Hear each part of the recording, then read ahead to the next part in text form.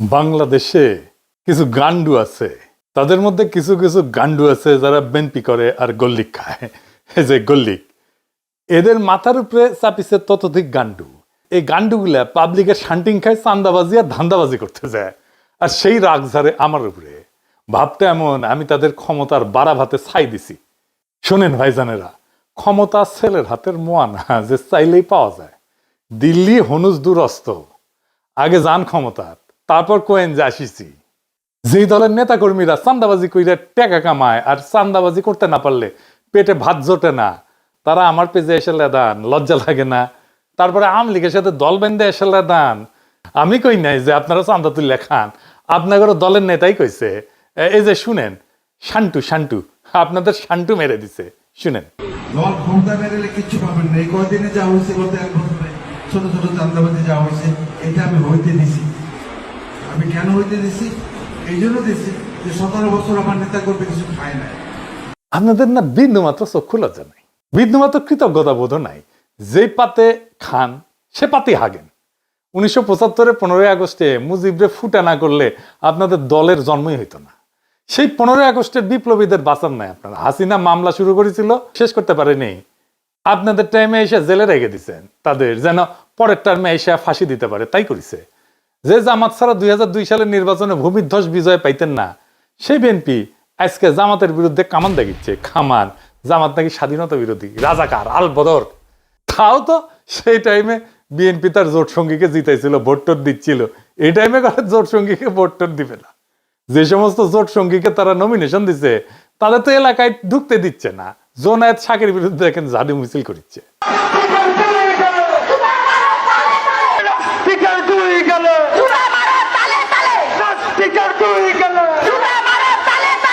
Junayed শাকিরের nomination দিবে BNP, তাই মানে তাতেই ওদের পুচ্ছে আগুন ধরে গেছে। নূরের পটুয়াখালীতে নমিনেশন দিয়েছিল বিএনপি, তারপরে নূর গেছে এলাকাত ক্যাম্পেইন করতে। এলাকায় বিএনপি নেতা কর্মীরা ওরে অবরুদ্ধ করে রাখছে।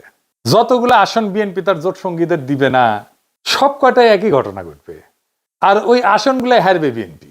যাই হোক, যেটা নিয়ে আলাপ শুরু করবো কইছিলাম, কি ঘটিছে গত পরশু সেটা নিয়ে কথা বলি। কেন ওয়াকারের চোখে অশনি সংকেত দেখেছি আমি পরশুর ঘটনা, ক্যান্টনমেন্টে যেটা ঘটেছে। ঢাকা ক্যান্টনমেন্ট থেকে 46 ব্রিগেডের 8টা এপিসি মুভ করে জিয়া কলোনি থেকে বাইর হয় 11ই অক্টোবর রাতে 1:30 থেকে 2টার মধ্যে ঘটনাটা ঘটে। 4টা বাইর হয় আর 4টা বাইরে থেকে ভিতরে ঢোকে। এপিসি মানে জানেন তো, আর্মার্ড পার্সোনাল ক্যারিয়ারে, যে এটা এইগুলা এক একটা এপিসির সাথে 2টা করে জিপ বোঝাই সৈন্য ছিল। তার মানে একটা সময় 8টা এপিসি আর 16টা জিপ মুভ করেছে সিভিলিয়ান এলাকায় ক্যান্টনমেন্ট থেকে বাইরে হয়ে। শুধু এটা না, একই সাথে এয়ার ডিফেন্স আর্টিলারির সামনে ট্রুপস ডিপ্লয় করা হয়েছিল। জড়ো হয়েছিল ট্রুপস, কি কামে আর্মি জানে। 2 নাম্বার, আর্মি চিফের বাসার সামনে এক্সট্রা ট্রুপ ডিপ্লয় করা হয়েছিল, স্বাভাবিকের চাইতে বেশি। কেন আর্মি জানে। 3 নাম্বার, ক্যান্টনমেন্টের রাস্তায় যে ব্যারিকেড থাকে না, দেখেছেন তো যাওয়ার সময় ব্যারিকেড থাকে, ও ব্যারিকেড গুলো সরাই ফেলা হয়েছিল। ব্যারিকেড সরানোর মানে হইতেছে যেন দ্রুত ট্রুপস এবং যানবাহন মুভ করতে পারে। এটা ছাড়া তো আর কোনো কারণ নাই। আমি এটা যেভাবেই হোক খুব অথেন্টিক সোর্স থেকে জানিছি, এটা লাইভ করি, এবং আমি আশঙ্কা করি যে এটা একটা কু অ্যাটেম্প হইতে পারে। কেন এটা কু অ্যাটেম্প হইতে পারে? একটা 111 যে হইতে পারে, এটা তো বিএনপির মির্জা ফখরুল বহুবার বলছে। এই যে দেখেন পত্রিকাত বাড়িছে, এইটা সাহেব শুনে দেন নিজের মুখে কি কইছে। আমি সব কথা সব জায়গায় খুলেও বলা যায় না, কিন্তু আমি আশঙ্কা করি যে আমরা যদি ঐক্যবদ্ধ না থাকি, আমরা যদি সতর্ক না থাকি, তাহলে কিন্তু 1-11 মতো ঘটনা ঘটা এখানে অস্বাভাবিক কিছু নয়। 111 তো কুই ছিল নাকি? তো নিজের দলের নেতা 111-এর কথা কয়, আর আর্মি কুয়ের সম্ভাবনার কথা কইলে বিএনপির লোকেরা হাসাহাসি করে। মানে কই যায়। তা আমি এটা নিয়ে একটা লাইভ করি, কই যে এটা কুয়ের একটা প্রচেষ্টা হইতে পারে। আর রাস্তায় নেমে আসতে বলি ছাত্রদেরকে, যদি রাস্তায় এপিসি নামায়। যাইবার কিছুক্ষণের মধ্যে আমরা জানানো হয় যে সোর্সেই হোক যে এটা একটা রুটিন এক্সারসাইজ, এবং আমি সাথে সাথে ব্যাখ্যা করে পোস্ট দিচ্ছি এই যে এটা। তারপরে তো শুরু হইলো ট্রল, এক একজন এক এক কথা কয়। ইন্টারেস্টিং হইতেছে, যেমন কেউ কেউ কইতেছে আমারটাকে লোক আসে নাই, যদিও আমি ব্যাখ্যা করে দিছি যে এটা আর্মি থেকে জানানো হয়েছে যে এটা রুটিন, এটা এক্সারসাইজ, রোটেশন হইতেছে। তো কয় যে আমারটাকে লোক আসে নাই, তো ভালো কথা। আবার একই লোক আমারে কয় যে আমি মবস্টার, তা আমার কথায় যদি লোক না আসে তাহলে আমি মব কেমনে তৈরি করি, আর আমি যদি মবই তৈরি করি তাহলে আমার ডাকে লোক আসবে না, এটা কেমনে হয়? হ্যাঁ, আমার ডাকে লোক আসে নাকি আসে না সেটা তো প্রমাণ হবে রাজনৈতিক লড়াইয়ের মাঠে। আমি তো রাজনৈতিক দল করি না, আমার কোনো দল নাই। যাদের দল আছে তাদের ডাকে কেমন লোক আসে ওটা আমরা দেখেছি, ওই হ্যাডম আমরা দেখেছি গত 17 বছর। খালেদা জিয়ার বাড়ির সামনে বালু ট্রাক সরানোর লোক পাওয়া যায় নাই। হ্যাঁ, আর এখন হ্যাডমের একেবারে হারকিউলিস হয়ে গেছে, অফিসের সামনে কর্মীর চাইতে পুলিশ বেশি থাকতো। দেখেছেন, সাধারণ মানুষকে রাজনৈতিক কর্মসূচিতে সম্পৃক্ত করার, আকৃষ্ট করার ক্ষমতা একজন রাজনৈতিক দলের বাইরের ব্যক্তি হিসেবে খুব অল্প কয়েকজন মানুষের আছে। খোদা তাআলার কৃপায় তার মধ্যে তালিকার নিচের দিকে হইলেও আমার নামটা থাকবে, একদম শেষ দিকে হইলেও থাকবে। কতদিন থাকবে জানি না, যতদিন সাধারণ মানুষের কথা বলবো ততদিন তো থাকবে, আশা করা যায়। আর ওই শক্তি যখন মাঠে দেখাবো তখন ওই ঠাপের ব্যথা 1 সপ্তাহ যাবে না, কলে কয়ে দিচ্ছি সব জাউরাগুলোকে। যাই হোক, এখন আসেন দেখি কু করতে কত সেনা লাগে। মুজিবরে ফুটা করতে সাকুল্যে 300 সোলজার গেছিল, জিয়াকে হত্যা করতে গেছিল মাত্র 40 জনের একটা দল। একটা কু করতে বেশি লোক লাগে না রে বেকুবের বাচ্চা গান্ডু। বাংলাদেশ ঘর পড়া গরু, তা আমরা সিঁদুরে মেঘ দেখলে ভয় পাবো। 8টা এপিসি আর 16 জিপ সৈনিক যে কোনো দুর্ঘটনা ঘটানোর জন্য যথেষ্ট। নিজেদের একটা নৌবহর শান্তির সময় এক জায়গা থেকে অন্য জায়গায় গেলে শত্রু দেশকে ইনফর্ম করে সেনাবাহিনী, সিভিল প্রশাসনকে না জানায় গভীর রাতে এপিসির মুভমেন্ট, এটা কোনোভাবেই গ্রহণযোগ্য না। সোজা কথা, ফুল স্টপ। আমার আশঙ্কা যে এটা ওয়াকার একটা পরীক্ষা করেছে যে আমরা কেমন রিয়াক্ট করি। গান্ডুদের আফসোস যে এটা কেন পিনাকে আগে জানলো, তারা কেন জানলো না আগে?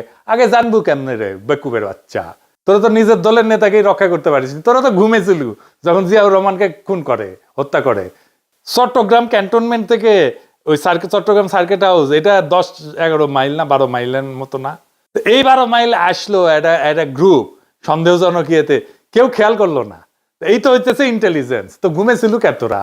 তো তো জায়গায় থাকলে কবার পারলুনি যে আমরা যাচ্ছি বাঁচানোর জন্য, যাচ্ছি আমাদের প্রেসিডেন্টকে? পারিস নাই তো। সজাগ থাকলে তো করবো, তো ঘুমাস তো, নাক ডেকে ঘুমাস। তা ঘুমানোর সময় আবার নাকও ডাকে তোকে। এডিটর সাহেব, নাক ডাকার একটা সাউন্ড দেন, ক্যাঙ্কা নাক ডাকে বিএনপির লোকগুলো, সেটা দেখিয়ে না। কেউ কেউ কইতেছে, আমি আরো কেন কনফার্ম হইলাম না, আর আমার কাছে তো রিয়েল টাইম তথ্য আছে সিভিল প্রশাসনের শীর্ষ পর্যায় থেকে। 46 ব্রিগেডের ব্রিগেড কমান্ডার মফিজুলের ফোনে 1000টা ফোন করা হয়েছে নানা মানুষকে দিয়া, আর মফিজ মিয়া ফোন ধরে না। তো আপনার কি মনে হয় যে সে ঘুমাইতেছিল? মোটেই না, ইচ্ছা করে ফোন ধরে না। এই সময় কি করা যায়, কি করা উচিত? চুপ করে বসে থাকা, কনফার্ম করা, আর কি করে ফেলবো? এই প্রসঙ্গে কর্নেল মোস্তাফিজের বক্তব্য শুনি, কি কইছে। পিনাকি তাকে দেখছেন না একটা লাইভ করতে, যে 46 ব্রিগেডে একটা মুভমেন্ট হয়েছে। হ্যাঁ, this is a routine movement, but এটা প্ল্যান করে এখন নিয়ে আসা হয়েছে। কাদেরকে থামানোর জন্য? যে ছেলেগুলা রাস্তা নামছিল বলার জন্য যে এই যারা গুম খুনের সাথে জড়িত তাদেরকে পুলিশের কাছে হ্যান্ড ওভার করে দিতে হবে, তাদেরকে যেন জেনারেল ওয়াকার বাঁচাইতে না পারে। এটা কভার করার জন্য একটা চিকন বুদ্ধি করছে। মানে আমি এটা কেমনে জানলাম? আমি তো সবসময় এটা নিয়ে অনেকে ফান করে, যারা ওয়াকারের পালিত কিছু কুকুর আছে, কিছু হইলেই আইসা যুক্তিতর্ক বাইর হয়ে যায় আর কি, যেখানে সেখানে আমি লাইভ করি। ওই কুকুরগুলা তখন এই যে এই সুযোগটা নিছে আর কি, কুকুরগুলা দিয়া স্প্রেড করা যে সাপও মারলো লাঠি মানে ভাঙলো না, কি যে এই এপিসি মুভমেন্টটা ইচ্ছা করে এই টাইমে করা হয়েছে যেন এটা একটা থ্রেট হয়। সবাই যে গরম হয়েছে, আমি জাস্ট ভারমন্টের দিকে আইসা আলবেনিতে লাঞ্চ করার জন্য রেস্টুরেন্টে উঠছি, সাথে সাথে 4-5 জন আমাকে ফোন করছে যে এই হইতেছে হোয়াট ইজ দ্য নিউজ। আমি কয়েকজনের কাছে নিউজ দিলাম, তাদেরও কোনো রেসপন্স পেলাম না। অবশ্যই মনে হলো এরকম একটা হলে তো আমার 1-to-1 জানার কথা। হ্যাঁ, গ্যারান্টি। এই যে 46 ব্রিগেডের যে মুভমেন্ট হচ্ছে বিদ্রোহীদের কাছে চলে গেছে, এটি হচ্ছে মেইন জিনিস। এটা থেকে শিক্ষা গ্রহণ করতে হবে আমাদের জেনারেল ওয়াকারুজ্জামান, যে আপনি ইচ্ছা করলে কিছু একটা করলে পার পাবেন না, এটা ভালো মতোই জানেন। বিএনপির গান্ডুগুলারে কই, শহীদ প্রেসিডেন্ট জিয়াউর রহমান ডিফ্যাক্টো এবং ডি জুরো মিলায় ক্ষমতায় ছিলেন 5 বছর 6 মাস 23 দিন। কয়া দিলাম, লিগে রাখেন। এর মধ্যে কু হয়েছে কয়টা জানেন? 19টা। শেষবার কু করছিল 24 ইনফ্যান্ট্রি ডিভিশনের জিওসি মেজর জেনারেল মঞ্জুর, যিনি একসময় জিয়ার অত্যন্ত ঘনিষ্ঠ মিত্র ছিলেন। সেইবার আর উনি সার্ভাইভ করতে পারেন নাই। কয়েক মাস পর পর একটা করে কু হইতো। গোয়েন্দা সংস্থা থেকে কিন্তু জিয়াউর রহমানকে সতর্ক করা হয়েছিল, কর্ণপাত করেননি।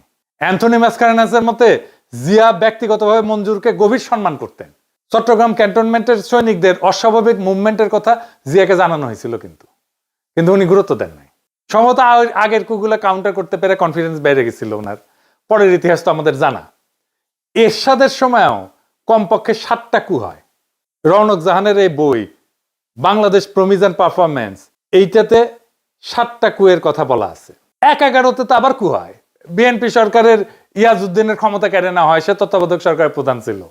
যেই দলের প্রতিষ্ঠাতা প্রধান আর্মি চিফ হয়ে জীবন হারাইলেন, নিজেদের অসংখ্য কর্মী 15 বছর জীবন দিলেন, তারা কুনিয়া সতর্কনা থেকে গুজব বইলা উড়াই দিয়া খুব রাজনৈতিক প্রজ্ঞা দেখাইতেছে, যেন বা তাদের কোনোদিন কিছু হয় নাই। বিএনপি কুয়ের ফলে শুধু প্রতিষ্ঠাতার জীবনই হারায় নাই, 2-3 বার ক্ষমতা হারাইছে। প্রেসিডেন্ট সাত্তার নির্বাচিত সরকার ছিল, তারে কু করে কে হটাইছে? এরশাদ হটাইছে। তোরে বিএনপি সরকার কুয়ের মাধ্যমে তো হটাইছে। আব্দুর রহমান বিশ্বাসের সময় কু করার চেষ্টা করছিল জেনারেল নাসিম 2007 সালে। জেনারেল নাসিমকে তো ভালোবেসে বিএনপি তারে আর্মি চিফ বানাইছিল। তো তারপরে তারেক রহমানকে দইরা নির্যাতন করছে কে? আর্মি করছে তো নাকি? এই আর্মিরাই তো ম্যাডামকে মনিলরের বাড়ি থেকে বের করে ওই বাড়ি মাটির সাথে মিশিয়ে দিছে। 111-এর কু করে বিএনপির প্রেসিডেন্ট ইয়াজউদ্দিনকে হটাইলো না তত্ত্বাবধায়ক সরকারের প্রধানের পদ থেকে। এই সেনাবাহিনী চাইছে, দেখলো না পিলখানায় তাদের সহকর্মীদের প্রাণ দেয়াকে? কারণ ইন্ডিয়া কইছিল পিলখানায় অভিযান করলে ইন্ডিয়ান আর্মি বাংলাদেশে মার্চ করবে, ঢুকে দেবে। কোনোদিন জিজ্ঞেস করে নাই ইন্ডিয়াকে যে পিলখানায় আমি অভিযান চালাইলে তুমি আমার দেশে মার্চ করার কে? এই সেনাবাহিনীর ক্যান্টনমেন্টের ভিতরে আয়নাঘর হইল। এই সেনাবাহিনী 2024-এর জুলাই আগস্টে গুলি চালাইলো, ছাত্র জনতা মারলো, আশ্রয় দিল আওয়ামী লীগ আর পুলিশের দুর্বৃত্তদের, পালাই যাইতে দিল নিজের বাহিনীর দুর্বৃত্ত জেনারেলদের, এমনকি আওয়ামী লীগের নেতাদেরকেও। এরপরে এদের শিক্ষা হয় না। কি প্রগাঢ় বিশ্বাস এদের এই জেনারেলদের প্রতি। আর একটা জিনিস বিএনপির গান্ডু ছাপরি বুদ্ধিজীবীদের জানাই দিই, ওরা জানে না কি সেটা। আসেন এটা দেখি। বিএনপি সরকারও তো ভারত 2007 সালে জানুয়ারি না, তার 2.5 বছর আগে 2004 সালে সেপ্টেম্বরে কু করে ফেলা দিয়ে হাসিনাকে ক্ষমতা বসাইতো আজীবনের জন্য। এর জন্যই তখন বাংলাদেশে একের পর এক রহস্যজনক জঙ্গি হামলা হওয়া শুরু করে 2004 সাল থেকে। এরপরে রহস্যজনকভাবে 21শে আগস্ট গ্রেনেড হামলা হওয়ার পর বাংলাদেশ সেনাবাহিনীর প্রাক্তন সেনাপ্রধান এবং আওয়ামী লীগের 1996-2001 সালে সাবেক জ্বালানি মন্ত্রী নুরুদ্দিন খান সেপ্টেম্বর মাসে আমেরিকান রাষ্ট্রদূত হ্যারি কে টমাসের সাথে দেখা করে আমেরিকান সরকারের গ্রিন লাইট চায় কু করার জন্য। কু করার জন্য। এবং এই জন্য সে সেনাবাহিনীর বিভিন্ন কর্মকর্তার সাথে কথা বলে রাখছিল। আমেরিকান রাষ্ট্রদূত এরপর তৎকালীন বিএনপি স্থায়ী কমিটির সদস্য লেফটেন্যান্ট জেনারেল অবসরপ্রাপ্ত মাহবুর রহমানের সাথে দেখা করে এবং এই বিষয়টা জানায়। বিস্ময়করভাবে মাহবুর রহমান এই ব্যাপারে খুব বিস্ময় প্রকাশ না কইরা রাষ্ট্রদূতকে উত্তর দেয় যে আমেরিকা যদি গ্রিন সিগন্যাল দেয় তাহলে অবশ্যই কু হবে। হ্যাঁ, বিএনপির নেতা সে বলতেছে কু হবে। তিনি তার নিজের দলের প্রধানমন্ত্রী খালেদা জিয়াকে সেই মিটিং এ তুচ্ছতাচ্ছিল্য করে কথা বলেন। এই হচ্ছে বিএনপির নিজেদের ভিতরের ঐক্য। আর এবার যদি কইতো তাহলে বিরানি আমলম, কচু খেতি, ওয়াকারের পথবালক কেউ আগায় আসতো না। উল্টা এরা জেনারেল মাহবুবের মতো বিএনপিকে গালিগালাজ করত। সেই সময় তখন আমেরিকান সরকার কনভিন্স হয় নাই যে বাংলাদেশে ইসলামী জঙ্গির উত্থান ঘটছে। সেই জন্য হ্যারি কে টমাস কু করতে গ্রিন লাইট দিতে অস্বীকার করে। এইটা কেমনে জানলাম আমি? সে হ্যারি কে টমাস এই ঘটনার বিস্তারিত বিবরণ 2004 সালের 16 সেপ্টেম্বর তার নিজের বস আমেরিকার পররাষ্ট্রমন্ত্রীর কাছে একটা সিক্রেট কেবল টেলিগ্রাম করে পাঠায়। সিক্রেট টেলিগ্রাম আমি কেমনে পেলাম? এটা উইকিলিক করে দিছে। এই টেলিগ্রামটা উইকিলিক্সের অন্য সব দলিলের সাথে প্রকাশ করা হয়েছিল। এখানেও আছে, দেখেন এডিটর সাহেব দেখেন। গান্ডু মূর্খ সদা বিএনপির ছাত্রী বুদ্ধিজীবী পড়িস সেগুলা। এরপরের ইতিহাস তো সবার জানা। 2005 সালে বাংলাদেশে হঠাৎ করে অনেক রহস্যজনক জঙ্গি হামলা হওয়া শুরু করলো। এর সাথে 63 জেলাতে একসাথে বোমার বিস্ফোরণ ঘটলো। ইন্ডিয়া, প্রথম আলো, দিল্লি স্টার এই সময় ক্রমাগত আমেরিকার কান ভারী করতে থাকলো যে বাংলাদেশে জঙ্গি হামলার, হিন্দু নির্যাতনের বানোয়াট খবর দিয়া। এইসব রেকর্ডে উইকিলিক্সে আছে। অবশেষে আমেরিকা কনভিন্স হয়। 2007 সালে কু করার গ্রিন লাইট পায়। ভারতীয় মদতপুষ্ট কুলাঙ্গার মইনু 111 ঘটায় এবং ফখরুদ্দিনকে ক্ষমতায় বসায়। তারপরে ইতিহাস সবার জানা। তারপরে বিএনপি শিক্ষা হয় নাই। এখনো হাসিনা রেখে যাওয়া উচ্ছিষ্ট সেনাবাহিনীর জেনারেলদের পাচাটে আর ইন্ডিয়ার কাছে গিয়া পেন নাম ঠুকে। বিএনপি যখন গোয়া মারা খায় তখন এর আবাল বুদ্ধিজীবীরা পালায়, এরাও পালাবে। বিএনপির বাকি নেতা কর্মীরা কাটতে কাটতে আবার আল্লাহর কাছে বিচার দেবে যে ইনকা কইরা শালার পুত ভোট দেন না আবার ঠিক সুদাও। সবাই হাত তোলেন। ওই শালার পুতরা মুনাজাত কর।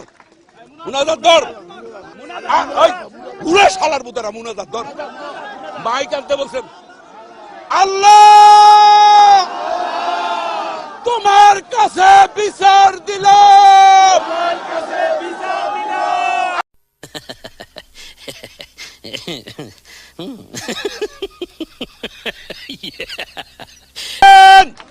আল্লাহর কাছে ওই শালার বুতেরা ধর শালার বুতেরা আরে বাড়াই দা হয় না আল্লাহর কাছে বিচার রইল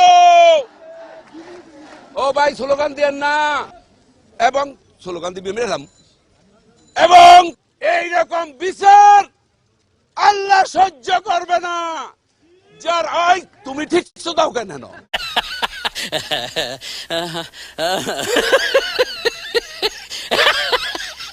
আমরা হাসিনারে হটাইছি কিন্তু সিভিল মিলিটারি ব্যুরোক্রেসিরে হটাইতে পারি নাই।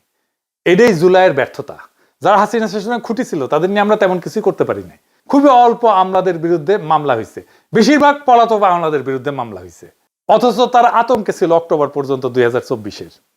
সাম্প্রতিক সময়ের একটা ঘটনা বলি, রাজনৈতিক ঘটনা। 2016 সালে এরদোগানের বিরুদ্ধে কু করার চেষ্টা করলো সেনাবাহিনীর আলট্রা সেকুলার অংশ। বাঙ্গুল্যান্ডের আলট্রা সেকুলাররা কিন্তু খুব খুশি হয়েছিল তখন। এরদোগান পাওয়ার কনসলিডেট করে যারা প্রত্যক্ষ এবং পরোক্ষভাবে কুয়ের সাথে যুক্ত ছিল তাদের মেরুদণ্ড একেবারে ভেঙে দিছে, তামা তামা করে দিছে, গুড়া গুড়া করে দিছে হাড্ডি। প্রায় 10,000 সেনাবাহিনীর অফিসার আর সৈন্যদের চাকরি গেছে, জেল হয়েছে। তদন্তে 20 লাখ লোককে জিজ্ঞাসাবাদ করা হয়েছে, সিভিলিয়ান আমলা সহ 1.5 লাখ লোকের চাকরি গেছে, জেল হয়েছে। এত লার্জ স্কেলে সিভিল মিলিটারি ব্যুরোক্রেসির পার্জিং আধুনিক কালে আর কোথাও হয় নাই। বাংলাদেশে একই কাজ করার দরকার ছিল। বাংলাদেশের মানুষের বিরুদ্ধে অপরাধ করার জন্য বাংলাদেশের সিভিল আর মিলিটারি ব্যুরোক্রেসির এভাবেই সাইজ করতে হইতো। খোদা তাআলা যদি তৌফিক দেন এই কাজ করব, দরকার হলে এরদোগান যে প্রসিকিউটররা দিয়ে এইভাবে সাইজ করেছিল তারে হায়ার করে নিয়ে আসবো বাংলাদেশে ইনশাল্লাহ। আমরা 3 দিন আগে আইসিটি ওয়ারেন্ট ইস্যুয়ার করার পরে আর্মির টপ ব্রাস ক্ষুব্ধ এবং সম্ভবত শঙ্কিত। এই অবস্থায় আর্মির এত বড় একটা ট্রুপ মুভমেন্টের উপরে আমাদের নজর রাখতেই হবে দেশের স্বার্থে। এই মুভমেন্টে কোনো মিলিটারি কোর্স চেষ্টা প্রস্তুতি হোক বা না হোক, সিভিল অ্যাডমিনিস্ট্রেশনকে এই মুভমেন্টের আগাম খবর না দেওয়াটা নিয়মের ব্যতিক্রম। এই মুভমেন্ট অত্যন্ত অস্বাভাবিক। যদি হঠাৎ দেখি যে একটা মিলিটারি কুশ শুরু হইতে চলতেছে, আমরা আমাদের সাধ্যমতো সেই কুকের ঠেকানোর চেষ্টা করব দেশের সাধারণ মানুষের সম্মিলিত শক্তি দিয়া। পারি না পারি অন্য কথা, বড়সড় কিছু ঘটার আগেই প্রিএমটিভ মেজার হিসাবে যা যা পদক্ষেপ নেওয়ার তা নিব। আপনারা এইটা বুঝে দেখেন কিভাবে আওয়ামী লীগ, বাকশালী আর বিএনপি আর কচু খেতি ওয়াকারের পথ ভালো একই সাথে আমার পিছে লাগে, একই সাথে। তার মানে এদের একটা ঐক্য আছে। ইন্ডিয়া, বাকশালী, আওয়ামী লীগ, ওয়াকারের পথ বালক, এরা সব এক গোয়ালের গরু। আমাদের ছাত্র জনতা জুলাই বিপ্লব করে হাসিনার ফ্যাসিস্ট শাসনের পতন ঘটাইছে। মনে রাখবেন, আমাদের ক্ষমতা আছে কু ব্যর্থ করার। আমরা নিশ্চিত আমরা যারা সবাই জুলাই বিপ্লবকে অন করি, আমাদের দায়িত্ব হবে যদি আদৌ তেমন কোনো ষড়যন্ত্র হয়ে থাকে এবং ভবিষ্যতে কখনো কুয়ের পরিকল্পনা হয়ে থাকে তার বিরুদ্ধে সর্বশক্তি দিয়া রুখে দাঁড়ায় সেটাকে ব্যর্থ করে দেওয়া। এই কু ব্যর্থ করার লড়াইও হবে আমাদের বিপ্লবের অংশ। এই বিপ্লবকে রক্ষা করার দায়িত্ব আমাদের সবার। ইনকিলাব জিন্দাবাদ।